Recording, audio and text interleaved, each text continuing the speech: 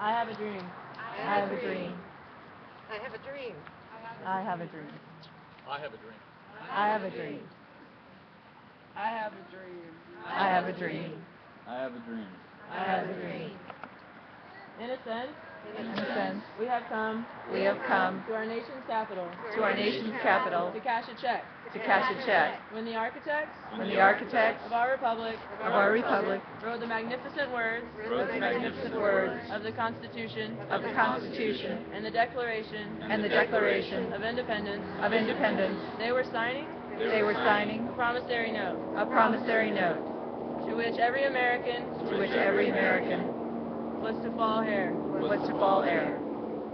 This note This note was a promise was a promise that all men, yes, black men, as well as white men, would be guaranteed the inalienable rights of life, liberty, and the pursuit of happiness. It is obvious today It is obvious today that America has defaulted on this promissory note insofar as her citizens of color citizens of color are are concerned. Instead of honoring the sacred obligation, America has given the Negro people a bad check, a check which has come back marked insufficient funds. But we refuse to believe that the Bank of Justice is bankrupt. We refuse to believe that there are insufficient funds in the great vaults of opportunity of this nation. So we have come to cash this check. A check that will give us upon demand the riches of freedom and the security of justice.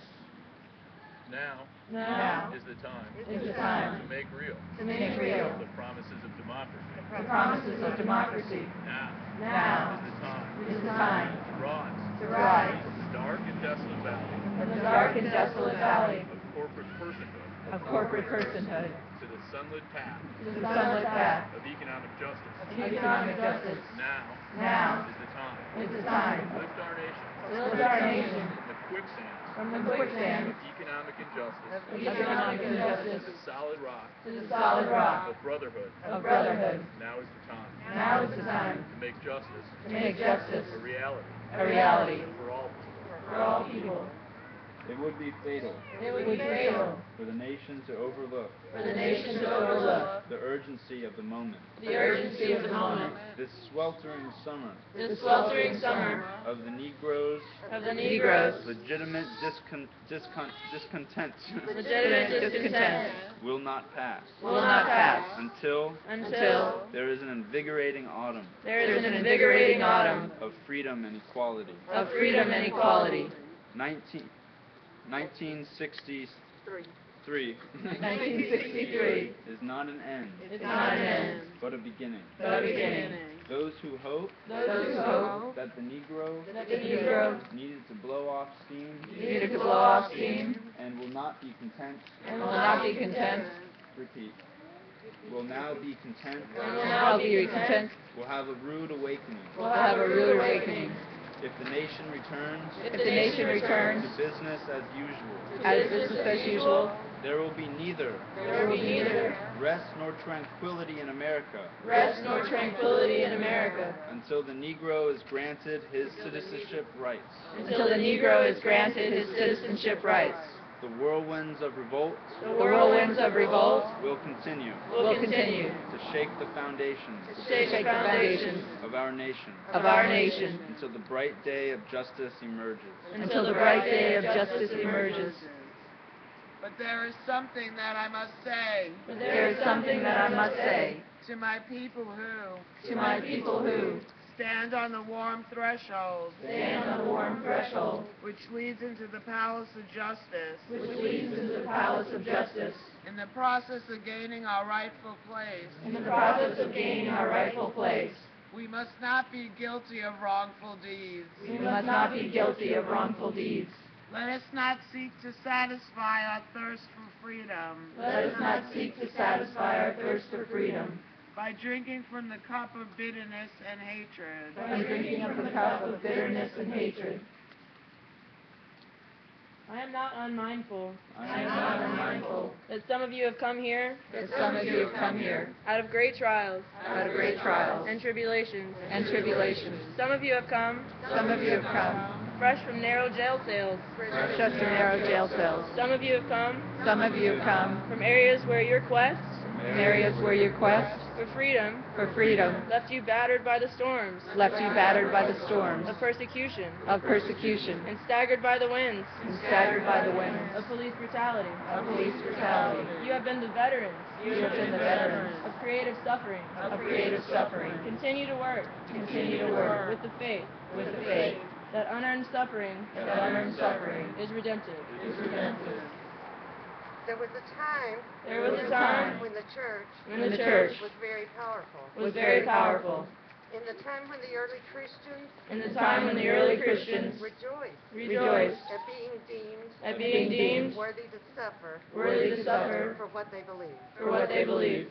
Whenever the early Christians entered a town, the people in power became disturbed and immediately sought to convict Christians for being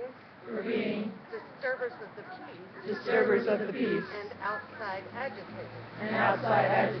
But the Christians pressed on in the conviction that they were a colony of heaven, called to obey God rather than man. Small in number, they were big in commitment. By their effort and example, they brought an end to such ancient evils as infanticide and gladiatorial conflict. Things are different now. Every day I meet young people. His disappointment with the church has turned into outright disgust. Before closing, I feel impelled to mention one other point in your statement. That has troubled me profoundly. You warmly commended the Birmingham police force for keeping order and preventing violence. I doubt that you would have so warmly commended the police force if you had seen its dogs sinking their teeth into unarmed, nonviolent Negroes. I doubt that you would so quickly commend the policemen if you were to observe their ugly and inhumane treatment of Negroes here in the city jail. If you were to watch and push and curse old Negro women and young Negro girls. If you were to see them slap and kick old Negro men and young boys. If you were to observe them as they did on two occasions to give us food because we wanted to sing our grace together. I cannot join you in your praise of the Birmingham Police Department. It is true that the police have exercised a degree of discipline in handling the demonstrators. In this sense, they have conducted themselves rather non-violently in public. But for what purpose? But for what purpose? To preserve the evil system of domination. To preserve the evil system of domination. Over the past few years, Over the past few years, I have consistently preached that nonviolence demands that the means we use must be as pure as the ends we seek. I have tried to make clear that it is wrong to use immoral means to attain moral goals. But now I must affirm that it is just as wrong, or perhaps even more so, to use moral means to preserve immoral ends. As T.S. Eliot has said, the last temptation is the greatest treason. To do the right deed for the wrong reason. I wish you had commended the Negro sit-inners and demonstrators for their sublime courage, their willingness to suffer, and their amazing discipline in the midst of great provocation. One day the planet will recognize its real heroes. One day the world will know that when these disinherited children of God occupied lunch counters, they were in reality standing up for what is best in the American dream, and for the most sacred values in our heritage. I have a dream today. I have a dream that one day every valley shall be exalted. Every hill and mountain shall be made low. The rough places will be made plain. And the crooked places will be made straight. And the glory of life shall be revealed. And all flesh shall see it together. This is our hope. With this faith, we will be able to hew out the mountain of despair, a stone of hope. With this faith, we will be able to transform the jangling discords of our nation into a beautiful symphony of brotherhood. With this faith, we will be able to work together, to pray together, to struggle together, to go to jail together, to stand up for our freedom together, knowing that we will be free one day. This will be the day when all persons will be able to sing with the new meaning. My country, 'tis of thee.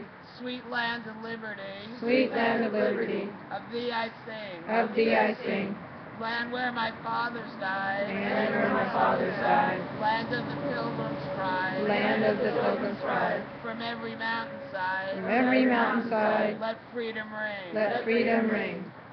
Let freedom ring. Let freedom ring. Let freedom ring. Let freedom ring. Let freedom ring. Let freedom ring.